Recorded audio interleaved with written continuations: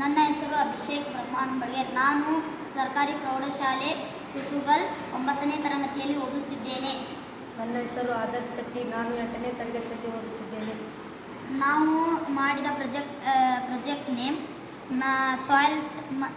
ಇದನ್ನು ನಾವು ಎಲ್ಲೆಲ್ಲಿ ನಾವು automatic on off water project ಮಾಡಿದ್ದೇವೆ. ನಾವು ಇದರಲ್ಲಿ ಬಳಸಿದ ವಸ್ತುಗಳು Arduino YONO board, battery, relay, soil sensor ಬಳಸಿದ್ದೇವೆ. ನಾವು ಆರ್ಡಿನೋ ಯುನೋಕ್ಕೆ ಮೊದಲು ಕೋಡ್ ಅಪ್ಲೋಡ್ ಮಾಡಿದ್ದೇವೆ, ಕನೆಕ್ಷನ್ ಎಲ್ಲ ಮಾಡಿದ್ದೇವೆ.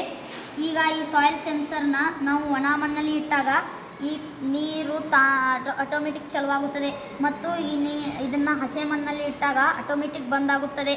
ಇದನ್ನು ನಾವು ಎಲ್ಲೆಲ್ಲಿ ಬಳಸ್ಬೋದಂದರೆ ಹೊಲದಾಗ ಹನಿ ನೀರಾವರಿ ಮಾಡಾಕೋದು ಭಾಳ ಉಪಯೋಗ ಐತಿ.